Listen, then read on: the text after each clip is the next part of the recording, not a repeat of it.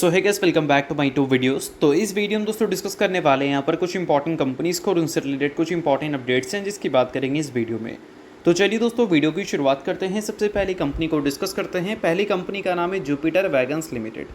But इसको discuss करने से पहले दोस्तों, अगर आपने अभी तक चैनल को सब्सक्राइब नहीं किया है तो चैनल को सब्सक्राइब करके बेल आइकन को प्रेस कर लो और टेलीग्राम चैनल को भी ज्वाइन कर लो, जिसका लिंक आपको डिस्क्रिप्शन में देखने को मिल जाएगा और पिन कमेंट में भी दिख जाएगा। किसी भी तरह का डाउट्स एंड क्वेरीज अगर आपको रहती है मार्केट से रिलेटेड तो डायरेक्टली आप वहाँ पर आकर क्लियर कर सकते हैं। उसके अलावा दोस्तों एक डिस्क्लेमर भी है, जितनी भी कंपनी से रिलेटेड न्यूज़ एंड अपडेट्स हम लोग कवर करेंगे वो सारी न्यूज़ एंड अपडेट्स सिर्फ और सिर्फ एजुकेशन पर्पज़ के लिए, सीखने के लिए, तो उसको किसी भी तरह का इन्वेस्टमेंट एडवाइस मत समझना। आप खुद से रिसर्च और एनालिसिस भी कर सकते हैं। तो चलिए अब वीडियो की शुरुआत करते हैं। सबसे पहले बात करते हैं जुपिटर वैगन से रिलेटेड कुछ इंपॉर्टेंट न्यूज़ एंड अपडेट्स के बारे में। सो दोस्तों सबसे पहले आज के दिन की अगर हम बात करें तो ये कंपनी आपको काफ़ी ज़्यादा फोकस में देखने को मिल रही थी, क्योंकि कंपनी से रिलेटेड एक इंपॉर्टेंट न्यूज़ हमें सुनने को मिला था। अब वो न्यूज़ किसने सुनाया था भाई? तो वो न्यूज़ जुपिटर वैगन्स ने ही सुनाया था। अब एग्जैक्ट वो न्यूज़ है क्या, तो चलिए उसकी बात करते हैं। बट सबसे पहले ये जान लो कि आज के दिन मार्केट इस कंपनी से इसीलिए बहुत ज़्यादा खुश थे क्योंकि कंपनी से रिलेटेड जो न्यूज़ था वो काफ़ी अच्छा था, ऐसा हम बोल सकते हैं। न्यूज़ फिलहाल ये है कि कंपनी ने 215 करोड़ का ऑर्डर सिक्योर किया है, जिसको आप कॉन्ट्रैक्ट भी बोल सकते हैं। अब इस चीज़ को थोड़ा सा और भी डिटेल में आप समझना चाहें तो आप यहाँ पर समझ सकते हैं, मैं आपको दिखा देता हूँ। तो देखो दोस्तों, यहाँ पर मेंशन है कि 215 करोड़ का कंपनी को ऑर्डर मिला है। अब ये ऑर्डर डायरेक्टली इस कंपनी को नहीं मिला है, इसकी एक अनलिस्टेड सब्सिडरी है जिसका नाम आप यहाँ पर नोट कर सकते हैं, काफ़ी बड़ा नाम है, ठीक है।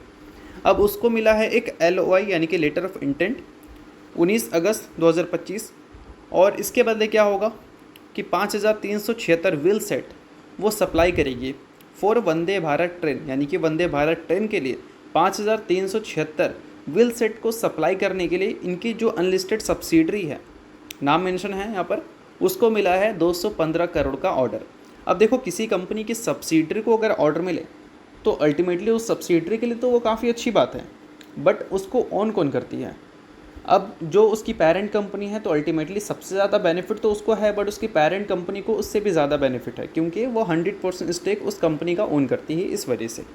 तो बेशक इन सारी चीज़ों की वजह से क्या है कि ये एक काफ़ी अच्छी बिज़नेस से रिलेटेड हम न्यूज़ कंसिडर कर सकते हैं, और इन सारी चीज़ों की वजह से अल्टीमेटली क्या है, कंपनी के बिज़नेस में परफॉर्मेंस अच्छी देखने को मिलेगी।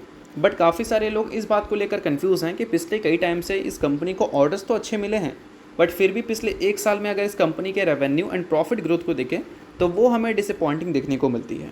कंपनी का रेवेन्यू ग्रोथ हमें नेगेटिव में देखने को मिलता है और प्रॉफिट ग्रोथ भी हमें नेगेटिव में देखने को मिलता है। तो ऐसा क्यों?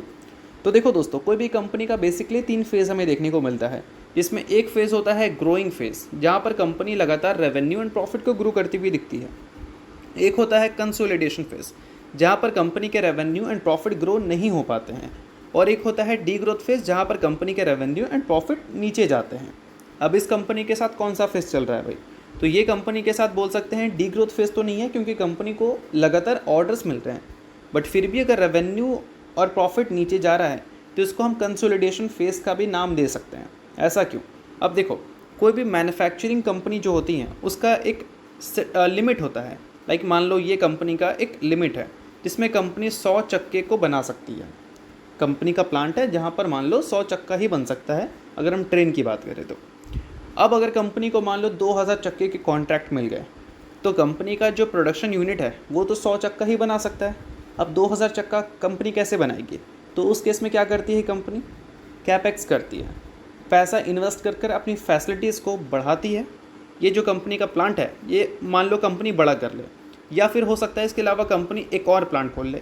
तो अल्टीमेटली कंपनी जब अपने बिजनेस को एक्सपैंड कर रही होती है तभी ये फेज़ हमें देखने को मिलता है। ऑर्डर्स तो कंपनी के पास रहते हैं, बट उसको कंपनी एग्जीक्यूट ऑन टाइम नहीं कर पाती क्योंकि कंपनी की फैसिलिटीज़ ही उतनी बड़ी नहीं है। तो इसको बेसिकली कंसोलिडेशन फेज़ बोलते हैं, जहाँ पर कंपनी कैपेक्स पे ज़्यादा ध्यान देती है। तो आई होप आपको ये सारी चीज़ें समझ आ गई होंगी कि पिछले कुछ सालों में कंपनी को ऑर्डर्स तो मिले हैं, बट कंपनी के नंबर्स क्यों ग्रो नहीं हो पा रहे हैं, क्योंकि अभी कंपनी अपने प्रोडक्शन फैसिलिटीज़ को बढ़ाने के लिए इन्वेस्ट कर रही है। जैसे वो बढ़ता है तो कंपनी के प्रोडक्शन इंक्रीज़ होंगे, जिस वजह से कंपनी के रेवेन्यू एंड प्रॉफिट में भी आपको रिकवरी देखने को मिलेगी पहले के कंपैरिजन में। तो इन सारी चीज़ों को सिर्फ एजुकेशन पर्पज़ की तरह लेना, मैं आपको कोई रिकमेंडेशन वगैरह नहीं दे रहा हूँ, क्योंकि सभी चीज़ें सिर्फ और सिर्फ सीखने के लिए हैं। अब इसके अलावा दोस्तों बात करते हैं अगली कंपनी के बारे में, जिसका नाम है दोस्तों जायडस वेलनेस लिमिटेड। रिसेंटली दोस्तों कंपनी ने 1:5 के रेशो में स्टॉक स्प्लिट का अनाउंसमेंट किया था। फिलहाल कंपनी ने इसका जो रिकॉर्ड डेट है वो रिवील कर दिया है, यानी कि कंपनी ने स्टॉक स्प्लिट का जो रिकॉर्ड डेट है वो सेट कर दिया है। अब रिकॉर्ड डेट की बात करें तो वह है 18 सितंबर, जो कि हमें थर्सडे को दिन देखने को मिलेगा, यानी कि इस डेट से पहले जो शेयर होल्डर रहेंगे वो कंपनी में पूरी तरह से एलिजिबल होंगे स्प्लिट के लिए, और जो शेयर होल्डर नहीं रहेंगे वो आप इस चीज़ को इग्नोर भी कर सकते हैं। ठीक है, तो चलिए दोस्तों बात करते हैं अब अगली कंपनी के बारे में। सो अगली कंपनी का नाम है रिलायंस इंडस्ट्रीज लिमिटेड। सो दोस्तों अगर हम रिलायंस इंडस्ट्रीज़ की बात करें तो इस कंपनी से रिलेटेड हमें मल्टीपल न्यूज़ देखने को आज के दिन मिल रही थी, जिस वजह से आज के दिन ये कंपनी आपको फोकस में भी देखने को मिल रही थी। अब वो सारी मल्टीपल न्यूज़ जो हैं वो इंपॉर्टेंट भी हैं, तो एक एक करके सभी न्यूज़ को समझेंगे। बट उससे पहले अगर आपको मार्केट से रिलेटेड किसी भी तरह का क्वेरीज एंड डाउट्स रहता है, कुछ सीखने से रिलेटेड, मार्केट को समझने से रिलेटेड, तो वो सारे डाउट्स एंड क्वेरीज को आप क्लियर कर सकते हैं मेरे टेलीग्राम चैनल पे आकर, जिसका लिंक आपको डिस्क्रिप्शन में दिख जाएगा। अब टेलीग्राम चैनल जो है वो सेबी रजिस्टर्ड टेलीग्राम चैनल है, यानी कि सेबी रजिस्टर्ड रिसर्च एनालिस्ट जो हैं वो डायरेक्टली आपके डाउट्स एंड क्वेरीज को क्लियर करते हैं, तो वो आपके लिए काफ़ी ज़्यादा सूटेबल भी रहेगा। तो लिंक डिस्क्रिप्शन में भी मिल जाएगा और पिन कमेंट में भी दिख जाएगा, आप लिंक के थ्रू जाकर टेलीग्राम चैनल को ज्वाइन कर सकते हैं। तो चलिए टॉपिक पे वापस आते हैं, बात करते हैं रिलायंस के बारे में। तो पहली न्यूज़ फिलहाल रिलायंस से रिलेटेड ये देखने को मिल रही है कि रिलायंस इंडस्ट्रीज़ के जो चेयरमैन हैं मुकेश अंबानी, वो चाहते हैं कि रिलायंस इंडस्ट्रीज़ को FY30 तक, यानी कि 2030 तक के फाइनेंशियल ईयर तक रिलायंस के जो साइज़ हैं उसको डबल करने का। ठीक है, मतलब वो डबल करना चाहते हैं रिलायंस के साइज़ को। अभी लगभग 19,34,000 करोड़ के आसपास का मार्केट कैप है, रफली 20 लाख करोड़ पकड़ लो आप, यानी कि वो चाह रहे हैं कि अगले 5 सालों में 20 लाख करोड़ का मार्केट कैप को 40 लाख करोड़ तक वो ले जाएं। अब अगर वो ऐसा चाहते हैं तो इसको फुलफ़िल करने के लिए बेसिकली रिलायंस को 2 चीज़ों का सहारा लेना पड़ेगा। इसमें एक है वैल्यूएशन और दूसरा है ग्रोथ।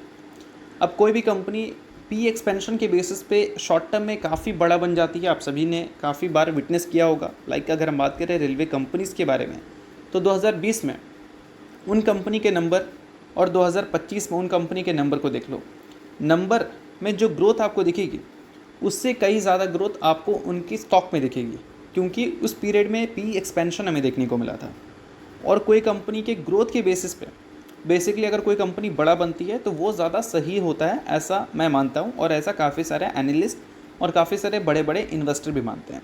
ठीक है, अब ग्रोथ मतलब क्या, कंपनी का जो रेवेन्यू है, कंपनी का जो प्रॉफिट है वो इस साल कितना है, अगले साल कितना है और उसके अगले साल कितना है। रेवेन्यू बढ़ेगा तो अल्टीमेटली आपका वैल्यू भी बढ़ता है, और वैल्यू बढ़ता है तो वो सस्टेन भी होता है मैक्सिमम टाइम। हमने ये चीज़ देखी है बड़ी बड़ी कंपनीज़ में। ठीक है, अब रिलायंस इंडस्ट्रीज़ पिछले 3 सालों में अपने रेवेन्यू ग्रोथ CAGR और प्रॉफिट ग्रोथ CAGR जो रिपोर्ट करके दिखाई है अपने इन्वेस्टर को, वो नंबर रेवेन्यू में तो फिर भी चलो ठीक दिख रहा है, बट प्रॉफिट में बिल्कुल इंप्रेसिव नहीं है, क्योंकि पिछले 3 साल में इसने डबल डिजिट की प्रॉफिट देखी भी नहीं है। बट अगर इसको अगले 5 सालों में अपने मार्केट कैप को डबल करना है तो एवरी ईयर कंपनी को 15% CAGR से ग्रो करना पड़ेगा, और 15% CAGR से ये ग्रो करते हैं तो ग्रोथ की बेसिस पे ये अपने एम को फुलफ़िल कर सकते हैं। और इस पीरियड में अगर कंपनी के पास कोई शॉर्टकट है, लाइक कोई नए बिज़नेस को इंट्रोड्यूस करना है जिससे मार्केट इस कंपनी को ज़्यादा वैल्यू दे, तो वो भी एक पार्ट बन सकता है कंपनी का वो एम को अचीव करने का। अब वो सारी चीज़ें अभी तो हमें कुछ सुनने को मिली नहीं है, देखते हैं कि आगे चलकर रिलायंस इंडस्ट्रीज़ की तरफ से क्या क्या चीज़ हमें सुनने को मिलती है। बट हाँ, एक चीज़ हम बोल सकते हैं कि रिलायंस इंडस्ट्रीज़ के वैल्यू को बढ़ाने के लिए जियो कंट्रीब्यूट कर सकता है। जियो मतलब रिलायंस जियो, उसका IPO हमें देखने को मिलने वाला है अगले साल। अब इसके टैरिफ को इन्होंने इंक्रीज़ कर दिया, आपने देखा ही था। टैरिफ को इंक्रीज़ करने का मतलब रिलायंस इंडस्ट्रीज़ को ज़्यादा रेवेन्यू एंड प्रॉफिट मिलेगा, तो अल्टीमेटली इससे क्या है कि इनके जो एम है वो कहीं ना कहीं अचीव हो सकते हैं। बट रिलायंस जियो जो है वो सबसे ज़्यादा कंपनी को रेवेन्यू एंड प्रॉफिट नहीं देता, वो तीसरे नंबर पे आता है। पहला आता है O2C, दूसरा आता है रिटेल, तीसरे नंबर पे आता है जियो।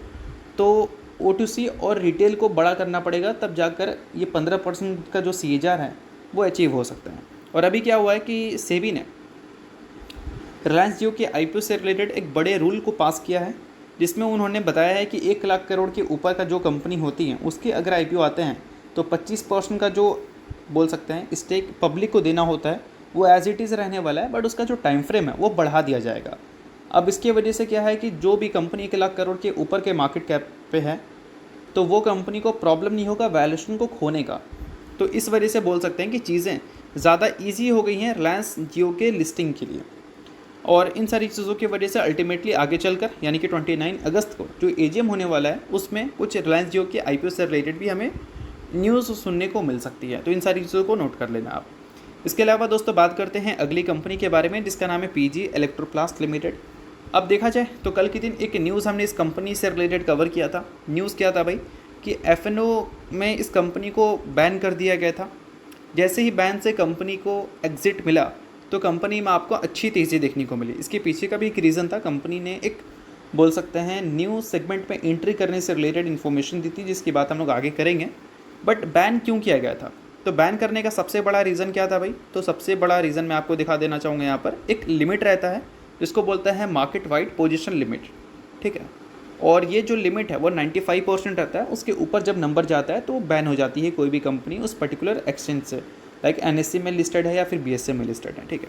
तो जैसे ही वो नंबर 80% के नीचे आया तो इस कंपनी के जो बैन थे F&O सेगमेंट में उसको हटा दिया गया। बट आज के दिन क्या न्यूज़ सुनने को मिल रही है कि वापस से PG इलेक्ट्रोप्लास्ट F&O सेगमेंट में बैन हो चुकी है, क्योंकि जो लिमिट है 95% का उसको इसने क्रॉस कर दिया है। और 95% का लिमिट क्रॉस करने के बाद इस कंपनी को वापस से F&O सेगमेंट में बैन कर दिया गया है। और ये बैन अकेली इस कंपनी को नहीं किया गया है, और भी कुछ कंपनीज़ हैं जिसमें आपको PG इलेक्ट्रोप्लास्ट तो दिखती ही है, उसके अलावा टीटागढ़ रेल सिस्टम, उसके अलावा RBL बैंक भी दिखता है। अब ये बैन इसलिए किया जाता है ताकि रिटेल इन्वेस्टर्स को प्रोटेक्ट किया जाए। अब देखो कोई कंपनी F&O सेगमेंट में है तो वो कंपनी में गिरावट की जो लिमिटेशन होती है सर्किट्स, वो नहीं होती। अगर वो F&O में अगर कोई न्यूज़ आ जाए तो 20% से लेकर 50-60% भी वो कंपनी टूट सकती है। अगर F&O में नहीं है तो उसमें एक लिमिटेशन रहेगी, सर्किट रहेगा 5%, 10% और 20% वाला। तो जब ऐसी चीज़ें होती हैं, वॉलेटिलिटी बढ़ जाता है, तो रिटेल इन्वेस्टर्स को प्रोटेक्ट करने के लिए ये लिमिट्स इंट्रोड्यूस की गई हैं ताकि बैन हो जाए तो एक लिमिट तक ही गिरावट हो, अगर होता है तो, ठीक है। तो इन सारी चीज़ों को आप थोड़ा समझ लो अच्छी तरह से, आपको चीज़ें समझने में आसानी होगी। और इसके अलावा दोस्तों जैसा कि मैंने बताया कल के दिन ये कंपनी आपको फोकस में भी दिखी थी, क्योंकि कंपनी से रिलेटेड एक बिज़नेस की न्यूज़ हमें देखने को मिला था। POS डिवाइस की मैन्युफैक्चरिंग डील कंपनी ने साइन किया है। और इसका मतलब ये है कि अभी कंपनी कुछ टाइम से जो चर्चे में थी अपने गाइडेंस को कट करने की वजह से, वो हो सकता है कि कंपनी आगे चलकर उसमें थोड़ी इम्प्रूवमेंट भी करती हुई नज़र आ जाए, क्योंकि एक न्यू सेगमेंट में कंपनी ने उतरने का फैसला किया है। जो इलेक्ट्रॉनिक प्रोडक्ट्स होते हैं उसमें तो कंपनी डील करती है, बट उसके अलावा और भी काफ़ी सारी चीज़ें जो होती हैं, POS डिवाइस जो इलेक्ट्रॉनिक सिस्टम से रिलेटेड होता है उसमें कंपनी अब काम करने वाली है। तो अल्टीमेटली इन सारी चीज़ों को नोट कर सकते हैं अगर आप PG इलेक्ट्रोप्लास्ट के इन्वेस्टर हैं। बाकी नहीं है तो इग्नोर कर सकते हैं, न्यूज़ थी इस वजह से मैंने बता दिया, कोई रिकमेंडेशन वगैरह नहीं है। तो चलिए दोस्तों ये वीडियो यहीं तक था। आपको करता हूँ, वीडियो आपको अच्छा लगा, वीडियो चला लाइक कीजिए, परिवार सब्सक्राइब कीजिए। वीडियो के लिए बहुत बहुत शुक्रिया।